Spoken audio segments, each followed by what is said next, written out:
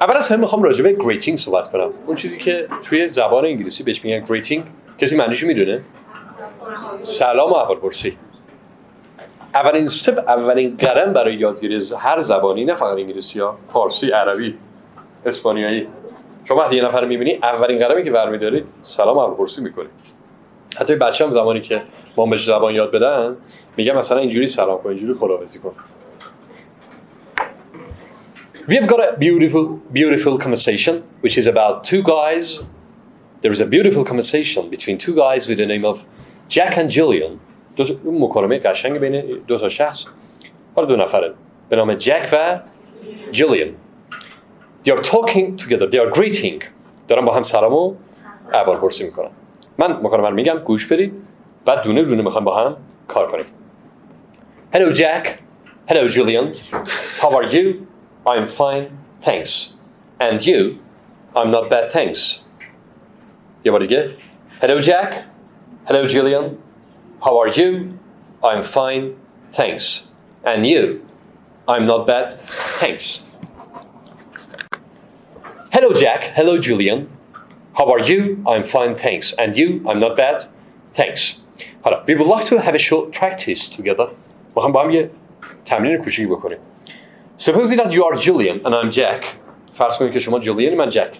من سوال میپرسم جواب بده. Hello Julian. How are you? I'm fine. Thanks. And you? And you شما بگو. I'm not bad. Thanks. Hello Julian. How are you? I'm not bad. Thanks. Hello Julian. How are you? I'm fine, thanks. And you? I'm not bad. Thanks. Hello Julian. How are you? I'm fine, thanks. And you? I'm not bad. Thanks. پس اولین قدم بعد از hello چیه بچه‌ها؟ How are you؟ درسته؟ شما وقتی که داری یه نفر greeting سلام احوالپرسی می‌کنی، به محض اینکه hello رو گفتی، بعدش چی میندازی؟ How are you؟ محکم بریم، میخوام این سخت بدرزه. آماده این؟ بریم. How are you? How are you? How are you? How are you? How are you? How are you? How are you? How are you? How are you? How are you? How are you? How are you? How are you? How are you? How are you? یعنی چی؟ یعنی حالت چطوره؟ الان این حالت چطوره به مخاطب دیگه داره، اون طرف مقابل میگم. Now, we would like to use this sentence as an excuse. کسی معنی لغت میدونه؟ excuse. علاوه بر اینکه excuse me معنی ببخشید میده، خود excuse به تنهایی یعنی بهانه. بریم excuse. میخوام از این جمله استفاده کنم به عنوان بهانه که حالا یکی از نزدیکان طرف مقابل رو بپرسم. ببین how are you به مخاطبه. حالا نزدیکان میتونی برای من مثال بزنی؟ مثل کی؟ خواهر، برادر، دیگه مادر، پدر، دختر، عمه، خاله. اینا چی هن؟ نه خواهر، آفرین. اینا همه نزدیکان هن دیگه. قاعدتا این how are باید یه تغییر کوچیکی بکنه. به جای how are باید بگم how is. چرا how is؟ سوم شخصه. یعنی دیگه نمیتونم بگم how are، باید بگم how is. بریم how is. How is your brother؟ دوباره How is your brother? How is your brother? دوباره How is your brother? حال برادر چطوره؟ بله How is your brother? یا کن brother. آمریکایی میگن brother، انگلیسی ها میگن brother. How is your brother? فقط خوشن. یه موقع نمیدونم کسی بگه brother. بعضی اینجوری هم میگن sister. brother اینجوری نیست. ببین brother آره آخرش کم میشه brother. بری brother. How's your brother? How's your brother? دوباره How are you? How are you? دوباره How are you? How are you? How's your mother? mother یعنی چی؟ mother. How's your mother? ببین من لغت میدم شما بذار تو جمله. Your mother. Your mother. Your sister. یعنی حالا خواهرت چطور؟ آفرین. How's your sister? دوباره Your brother. Your mother. You. How is you? عوض که چی هست جو How are you? How are you? How are you? جانم How's your mother? How's your mother? حال مادر چطوره؟ حال برادر چطوره؟ How's your brother? دوباره How are you? How are you? Well, the main method and fabulous to teach kicks off here. تازه اصلا متد اصلی یا روش از این لحظه شروع میشه. ببین همه ما توی صحبت کردن به زبان دوم حالت عادیمون اینه که فارسی فکر میکنیم. ببین خیلی از شما کلاس‌ها رفتی یا معلمای دیدید که به شما میگن شما برای انگلیسی فکر کنی، انگلیسی حرف بزنی. بله این زمانی جواب میده که شما یا متولد محل انگلیسی زبان باشی، یعنی از بیس کوچیکی از بچگی 2 سالگی انگلیسی فکر کرده باشی. ثانیاً یا اینکه انقدر به سطح بالایی از زبان رسیده باشی، مثلا شما استاد زبانی، خب دیگه نیازی به فارسی فکر کردن نداری، انقدر کار کردی مثلا زندگی تو گذاشتی رو زبان. ولی برای کسایی که دارن زبان یاد میگیرن برای زندگیشون میخوام بگم اصلا نمیشه، امکان پذیر نیست که شما یه دفعه یه طرف 30 سال 40 سال فارسی فکر کنی، یه دفعه به انگلیسی فکر کن، نمیشه همین چیزی. پس بدور از واقعیته. حالا کاری که ما میکنیم سر کلاس همیشه جمله هایی که تو فارسی به فکر ما میرسه، چون ما سر فارسی فکر کردن که نمیام جمله رو آنالیز کنیم یا فکر کنیم به حالا میخوام با چی بگم جمله همون لحظه میاد به صورت سلیقه‌ای لغت انتخاب میکنیم میذاریم توش. کاری که من سر کلاس ما هم بکنم اینه، از این لحظه من نقش ذهن شما رو بازی میکنم. من میشم اون جمله فارسیه، خب شما انگلیسیشو میگید بهم. حالا چیکار میکنم؟ شما فرض کن زمانی که ما به این جمله فارسی به انگلیسی برگردونی ممکنه 5 یه نفر 2 ثانیه‌ای برگردونه، یه نفر 10 ثانیه‌ای برگردونه، یه نفر 1 دقیقه فکر کنه.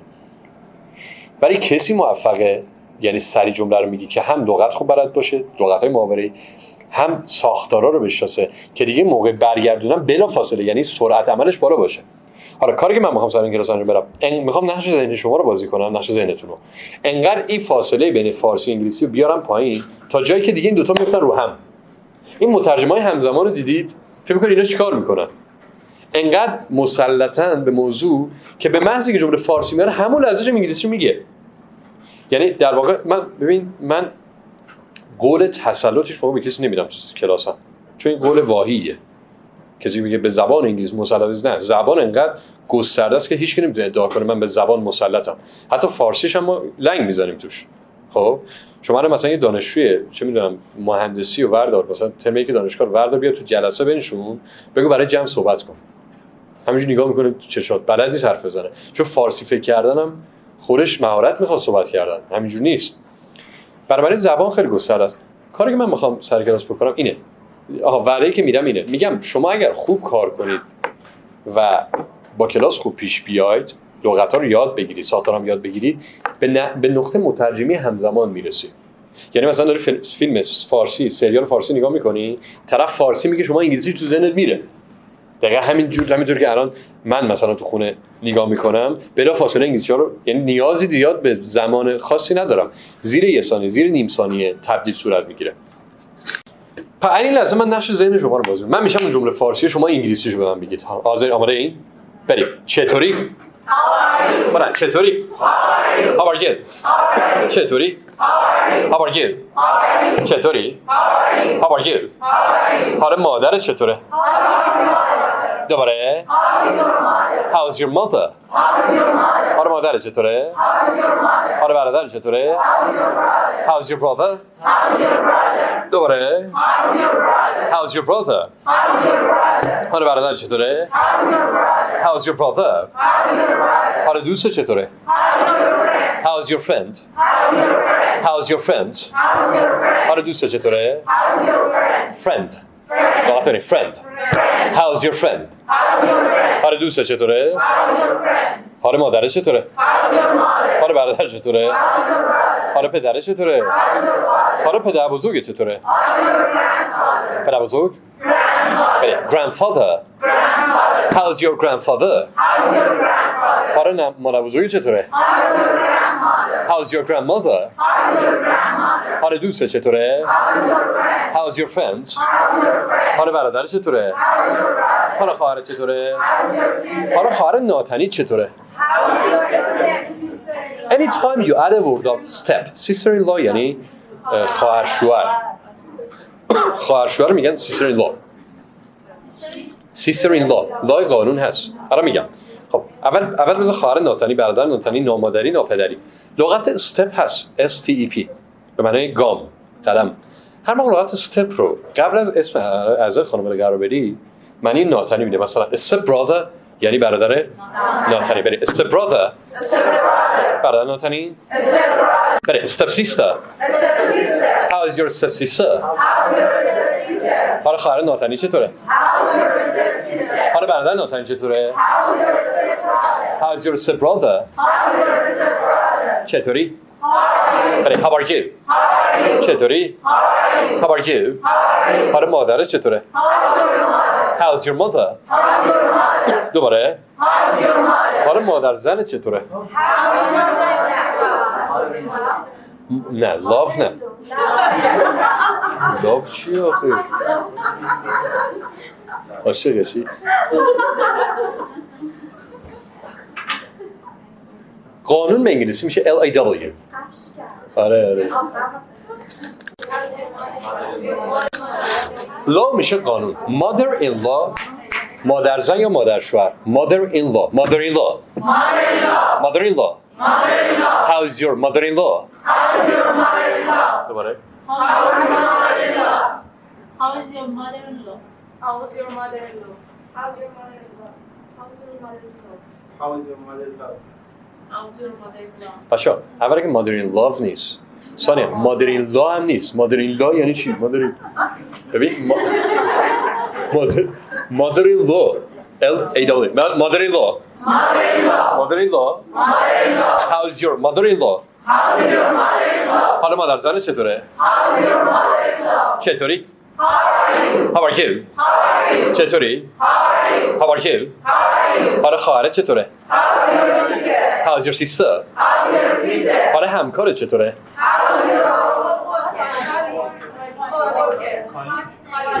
ببین با سی نوشته میشه، اولش سیه، خونده میشه colleague. بریم colleague. اول این نکته رو بگم بچه‌ها، اگر من این لغت رو میگم اولین بار میشنوی اصلا فکرت درگیر دیکتهش نکن. بریم colleague. How's your colleague? حالا فرقش با لغت coworker چیه؟ ببین الان مثلا suppose that you work for a big organization، شما برای سازمان بزرگی کار میکنی، مثلا همکارت نشسته تو اتاق، یه همکار تو اتاق بغلی داره، یه همکار تو اتاق روبره، اینا همه کالیگن. ولی یه موقع هست یه نفر توی شرکت دیگه شغلش مشابه شغل شماست، یعنی کارتون عین همه، این همکاره، داره شده این میشه کوورکر. و اون کسی که با ما کار میکنه میشه چی؟ بله colleague. How's your colleague? حالا همکاره چطوره؟ How's your colleague? حالا مادر چطوره؟ حالا برادر چطوره؟ حالا برادرزادت چطوره؟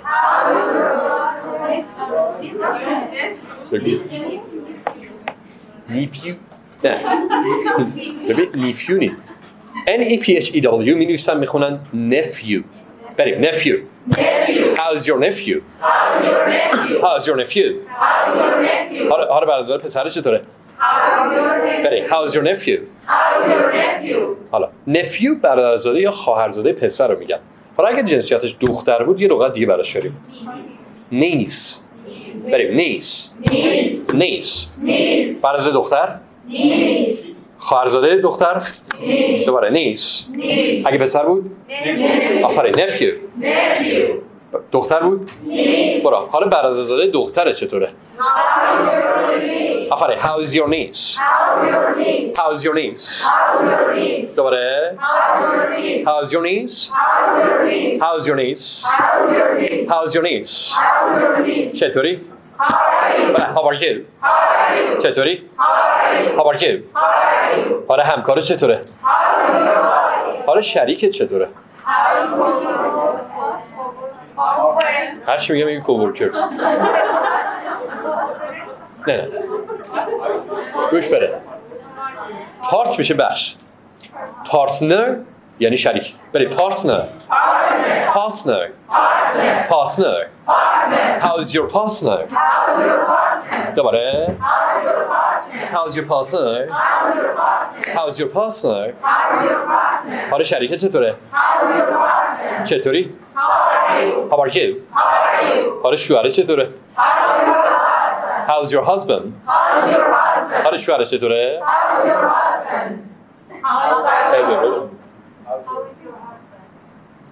your husband? How's your husband? How's Why so? Your husband. How's your How husband? is your husband? How is your husband? Your husband. آفرین. How's your husband? How's your husband? برو تو صبح جا بگو. How's your husband? حال شوهر چطوره؟ برو. How's your husband? سریع. I'm fine, thanks. Now, how is your husband? How? Your husband. مرسی. How's your husband? حال زنه چطوره؟ زن چی میشه؟ W-I-F-A. بره wife. Wife. How is your wife?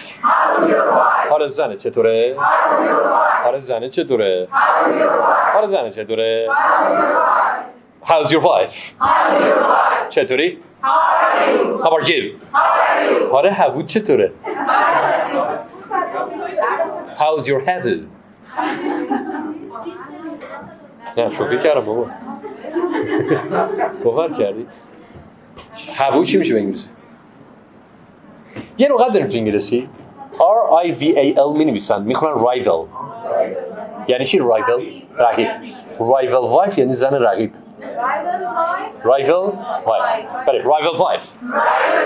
هوو How is your rival wife? حالا هوو چطوره؟ How is your rival wife? چطوری؟ How are you? چطوری؟ حالا مادرت چطوره؟ How's your mother? حالا برادر چطوره؟ How's your brother? حالا دوست چطوره؟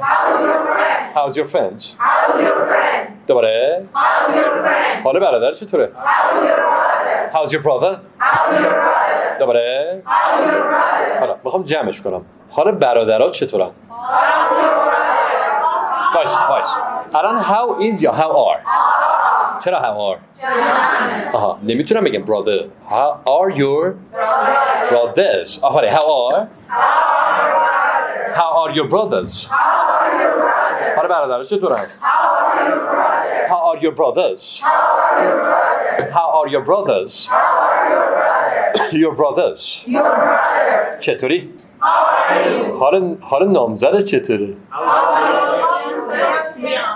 F-A-I-N-C-E می نویسن و C-E میخونن fiancé. ببین گوش بده. سه گفتن یادت باشه. خب fiancé نامزد نامزد fiancé. How is your fiancé? حالا نامزده چطوره؟ حالا نامزده چطوره؟ حالا برادر چطوره؟ حالا برادرات چطورن؟ How are your brothers? حالا نامزده چطوره؟ حالا نامزدات چطورن؟ نداری؟ تو ایران داریم. بریم. How are your fiancés? چطوری؟ How are you? حالا دوست چطوره؟ آفرین. How's your friend? حالا دوستات چطورن؟ How are your friends? So that was the first step of greeting. اولین قدم greeting. How are you? How is your son? How is your brother? آها پسر چی میشه به انگلیسی؟ اینو یادم رفت بگم. حالا پسر چطوره؟ بله. How's your son? son یعنی چی؟ پسر. حالا چرا نمیگم how's your boy؟ جنسیت پسر رو میگن boy، فرزند انسان رو میگن son. مثل فرق girl و daughter. دختر رو میگن به انگلیسی چی؟ جنسیت رو میگن girl. حالا خود دختر فرزند انسان رو میگن، آمریکایی میگن daughter، انگلیسی ها میگن daughter. ببین دختر یادت باشه خش بردار daughter بریم daughter how's your daughter آره دختره چطوره آره دختره چطوره how's your daughter دوباره آره مادره چطوره آره پدره چطوره چطوری آره رئیسه چطوره how's your boss بری how's your boss آره از کجا بفهمیم این باس اتوبوس نیست میدونم از تلفظش میدونیم نمیدونم شما حال اتوبوس چطور لنگ میزنه شما حالشو که نمیپرسی که حال رئیس رو میپرسی آدمه بری how's your boss چطوری خب اگه یه نفر if somebody asks you how are you اگه یه نفر از شما بپرسه how are you بهترین جواب چیه تو زبان فارسی نه فارسی من به شما میگم چطوری چی میگی میگه خوبه ممنون بستگی داره خب نه همه خوبم بخواه بگی چی میگی میتونی بگی I am good میتونی بگی I am fine ولی بهترین جواب میتونی بگی I am fine thanks این بهترین جوابه ولی I am fine thanks خوبه ممنون اگه من بپرسم how's your brother چی میگی دیگه نمیتونی بگی I am باید بگی یا کن سوم شخص میشه he is fine thanks بله he is fine thanks من میگم جواب بده how's your brother how's your brother how's your sister she is fine thanks how's your mother حالا جمع ببرم how are your sisters آفرین they are fine thanks چرا؟ جمع they are fine thanks بچه چی میشه به انگلیسی؟ child جمع بچه میشه children اولا خواهشات چیزی تحت عنوان children's نداریم ما بعضی عادت دارن میگن children's خود children جمعه بله children شما جواب بده how are your children آفرین they are fine thanks برای بار آخر چطوری؟ how are you چطوری؟ خوبم ممنون I am fine thanks حالا مادر چطوره؟ how's your mother خوبه ممنون she's fine thanks بیا تا همین جای کار چطوری؟ از فلانی چطوره؟ I am fine thanks she is fine thanks they are fine thanks حالا معمولا بعد از استپ بعدی معمولا بعد از اینکه شما حال یه نفر رو میپرسی تو انگلیسی تو گریتینگ دیگه چی میگی؟ ببین الان شما مری اولی بار من میگم چطوری بعد میگم چه خبر چی میشه به انگلیسی؟ گوش بده خود واتساپ که خیلیاتون میگید آمریکایی یا واتساپ رو به معنای چه خبر استفاده میکنن برای مخاطب ولی واتساپ دیگه این خاصیت نداره که شما برای سوم شخص سوال کنید مثلا واتساپ from your brother اینا نداریم واتساپ دو تا معنی داره معنی اول و معنی اصلی واتساپ خب یعنی چه خبره شما به یه جایی میرسی میگی چه خبره اینجا میگی واتساپ here مترادف این جمله است what is going on what's going on یا واتساپ یعنی چه خبره ولی وقتی در احوال پرسی تو لهجه آمریکایی به طرف مقابل بگی واتساپ یعنی چه خبر خب حالا یه جمله معادلی میخوام بهتون یاد بدم که این جمله رو هم میتونی مخاطب رو بپرسی چه خبر حالشو هم سوم شخص رو جمله اینه بوده is there any news is thereش هست شده مونده any news A-N-Y news خبر any news یعنی چه خبر بره any news چه خبر چه خبر any news چه خبر چه خبر چه خبر any news چه خبر حالا میخوام بگم از مادر چه خبر ببین حالا باید با یه نشانه با یه حرف اضافه وصل به سوم شخص دیگه آمریکایی‌ها با about میگن انگلیسی‌ها با from بریم any news from any news from your mother از مادر چه خبر any news from your mother از برادر چه خبر؟ What? Any news from your brother? Any news from your brother?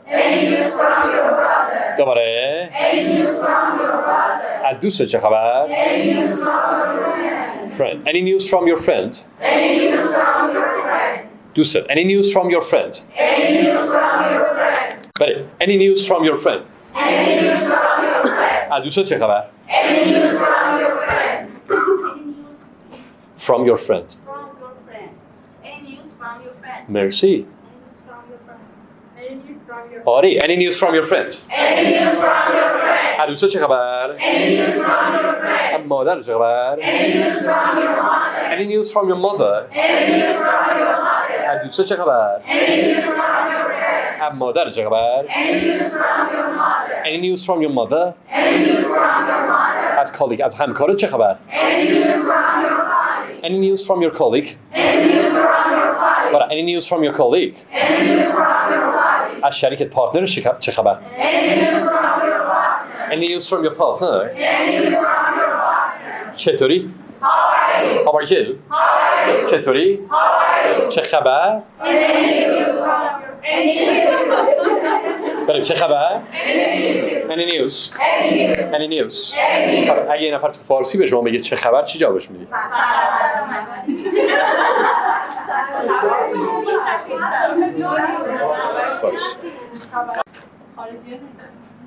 ببین چاکرتم نوکر گوش بده سلامتی چاکرتم نوکرتم مخلصم اینا چیزایی که تو فارسی رایجه انگلیسی اینجوری نمیگن وقتی یه نفر به شما میگه چه خبر سه تا لغت جمله قشنگ بهتون یاد بدم اولی میگه خوبم I am fine بله I am fine به قبلش بذار یه جواب دیگه میگه خبری نیست No بله no news خبری نیست خبری نیست No news جواب دوم میگه I am fine I am fine خوبم I am fine حالا اگه من بگم any news from your sister میگه she is بله she is fine she is fine اگر من بگم any news from your brothers میگه they are fine یه جواب سوم بهتون یاد بدم مثلا وقتی من به شما میگم any news from your brother میتونی این جمله رو استفاده کنی مومنت یعنی چی به فارسی؟ لحظه میگه he is یا she is یه این میاری بر اسم مکان بعد میگه at the moment مثلا من به شما میرسم میگم از برادر چه خبر میگم any news from your brother میگه والا در حال حاضر توی تبریزه میگه he is in Tabriz at the moment at the moment یعنی در حال حاضر بریم at the moment he is in Tabriz بله at the moment he is in Tabriz at the moment در حال حاضر کرجه he is in Karaj at the moment در حال حاضر تهرانه بله he is in Tehran at the moment دوباره چطوری؟ How are you? حالا مادرت چطوره؟ چه خبر؟ Any news? چه خبر؟ خبری نیست No news No news خوبم Any news from your brother? برادر چه خبر؟ پس اولین قدم Hello, how are you? Any news مترادف any news یک گرامر یه ساختار بهتون یاد بدم که آمریکایی‌ها خیلی استفاده میکنن از اون جمله‌هایی هم که زمانی که اگه حالا مثلا یه نفر اومد بهش بگی قشنگ ذوق میکنه میگه از کجا یاد گرفتی از اون جمله‌است به جای چه خبر میتونی این جمله استفاده کنی ببینم حال و احوال چطوره How is it going بریم How is it going حال و احوال چطوره حال و احوال چطوره How is it going حال و احوال چطوره How is it going حالا یه تو فارسی یه نفر از شما بپرسه حال و احوال چطوره چی میگی بازم میگی سلامتی میگه خوبه میگذره بهتره جواب میگه it is going well it is going well it is going well خوبه میگذره آره یه زنم یه سری هستن نمیخوام بگن خوبه میگذره دیگه میگذره it is going آره میگذره it's going well خوبه میگذره it's going well یا it is going good اینجوری هم میتونی بگی پس حال احوال چطوره how is it going حواست باشه نری به نفر بگی hello any news how's it going on. ببین یکیشو یا بگو hello how are you any news یا بگو how's it going. well سوپ بعدی قدم بعدی بعد از این در واقع گریتینگ اولیه معمولا زمانی که افراد میخوان از هم جدا شن. من مثلا به شما رسیدم میگه hello how are you میگم شما میگه I'm fine thanks میگم که any news from your mother میگه he's in Tehran at the moment میگم به مامان سلام برس. خود سلام چی میشه میگیسی؟ hello سلام میشه سلام. حالا گفتن میشه say hello to somebody به معنی سلام رسوندن به کسی. مثلا من شما میگم به برادر سلام برسون میگم say hello to your brother say hello to your brother به برادر سلام برسون به مادر سلام برسون say hello to your mother به دوست سلام برسون say hello to your friends به همکار سلام برسون say hello to your colleague به همه سلام برسون از دم say hello to ببین to all نیست. شما زمانی که من میگم به همه سلام برسون یعنی به تک تک سلام برسون. یا کن say hello to everybody به همه سلام برسون say hello to everybody everybody چطوری؟ خوبم ممنون. به دوست سلام برسون say hello to your friends اگه نفر به شما گفت به فلانی سلام برسون چی میگی؟ فارسی یعنی با سلامتی نهار میخوره بیرون میره خرید میکنه جواب سلامتی فارسی چی میگی؟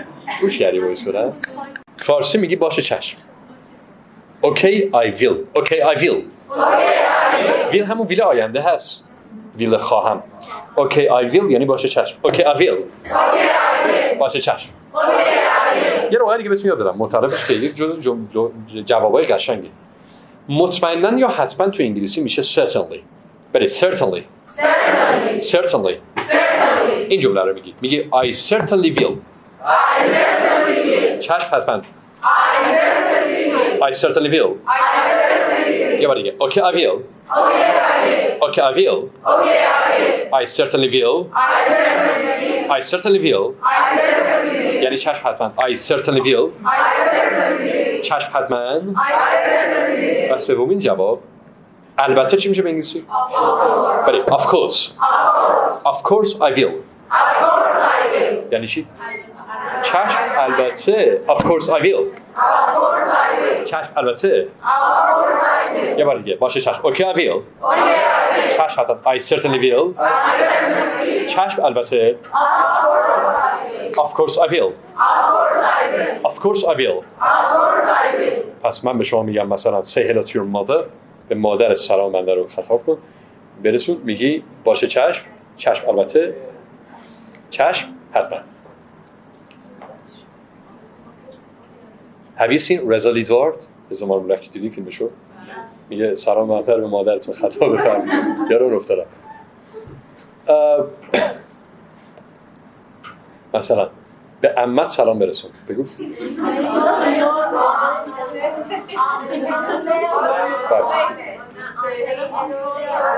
عمه چی میشه؟ خاله چی میشه؟ فرق هم نداره؟ مطمئنی؟ خاله بهتره؟ سلامی که میرسونی حالا ممکنه گوش بده حالا اومدیم اسم نخواستی بگی چجوری میفهمونی عممه؟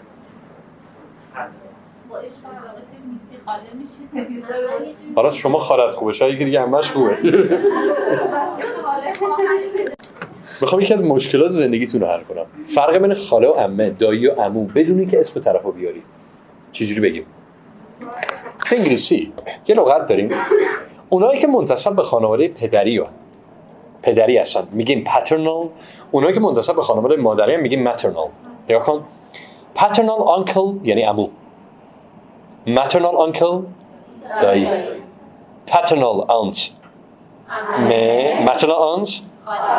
پترومت یادت باشه. جدی میگم. paternal پدری. maternal.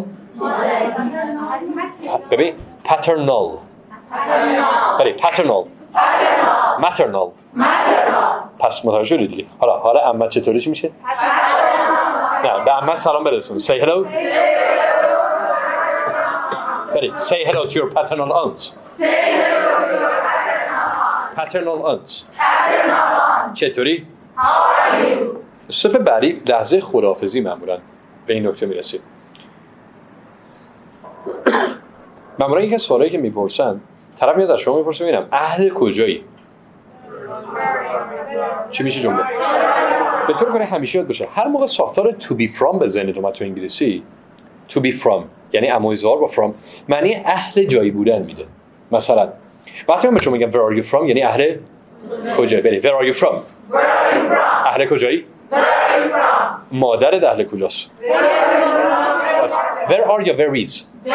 چرا چون مادر سوم شخص میدونم یه نفره. where is your mother from؟ where is your mother from؟ خواهرت اهل کجاست؟ برادر اهل کجاست؟ where is your brother from؟ دوست اهل کجاست؟ where is your friend from؟ اهل کجایی؟ آفرین where are you from؟ حالا اهل ایرانی؟ ببین where رو حذف کن میشه are you from Iran؟ from رو بیار are you from Iran؟ اهل ایرانی؟ اهل انگلستانی؟ اهل کجایی؟ ببین تا میگم کجا where میاد کجا؟ بله where are you from؟ من اهل ایرانم. من اهل انگلستانم. پسر من پسر من اهل انگلستانه. My son is from England. He is from England. England. یه باری اهل کجایی؟ Where are you from؟ اهل ایرانم.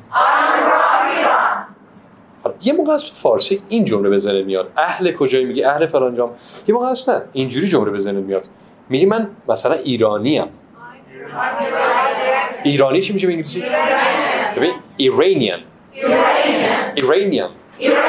I'm Iranian. من ایرانیم. من انگلیسیم. English نه. English. I'm English. من ایرانیم. I'm Iranian. شما ایرانی هستی؟ باشه. ببین اگه من بگم اهل ایرانی میگی are you from Iran؟ حالا ایرانی هستی؟ Are you Iranian؟ حالا شما اهل ایرانی؟ Are you from Iran؟ پسر شما is your son پسر شما ایرانیه؟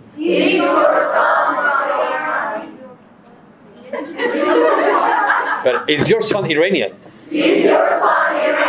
پسر شما ایرانیان نه. ببین Iranian. Is your son Iranian؟ حالا پسر شما اهل ایرانه؟ آفرین. Is your son from Iran؟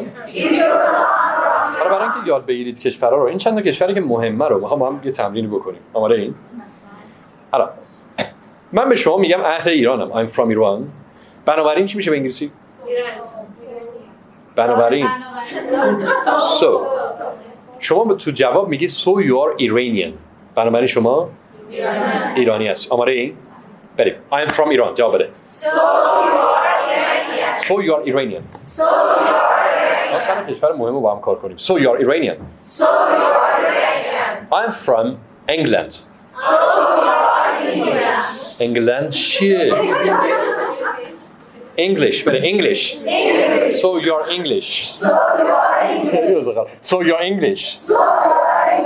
I'm from Germany.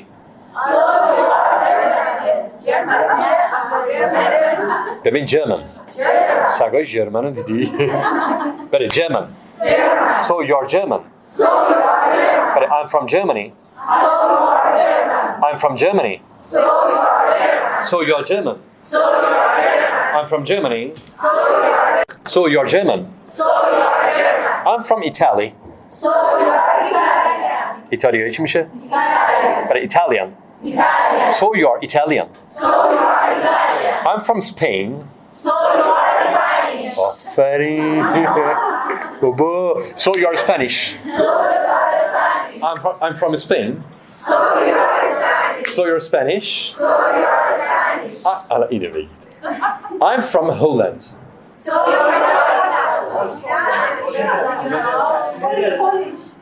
لهستانی؟ باشه هلند کجاست؟ میگم I'm from Holland میگی so you're Holland برابرش هلندی تو گوش بده باشه هلند با نیدرلند فرقش چیه؟ یکی هیچ فرقی با هم نداره خود هلندیا به کشور هلند میگن نیدرلند یعنی سرزمین پست با خاطر پایین‌تر بودنش از سطح دریاست و انگلیسی‌ها به نیدرلند میگن هلند فرق نداره جفتش یک کشوره حالا هلندی به انگلیسی میشه داچ برید داچ so you are Dutch برای شما هلندی هستی I'm from Turkey so you are Turkish I'm from Turkey so you are Turkish I'm from Iraq ایران کجاست؟ عراق؟ عراقه عراقی چی میشه؟ ایراکی بله ایراکی ایراکی So you are Iraqi Iraqi So you are Iraqi Iraqi I'm from Kuwait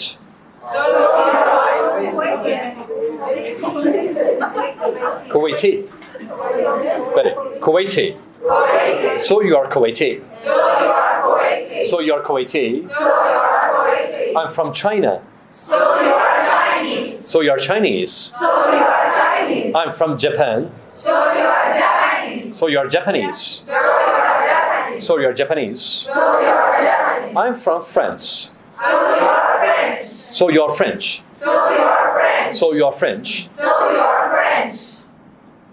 I'm from Poland Polish لهستانی So you are Polish I'm from India Indian So you are Indian I'm from Russia Russian بله So you are Russian So you are Russian بله تمام فعلا کافیه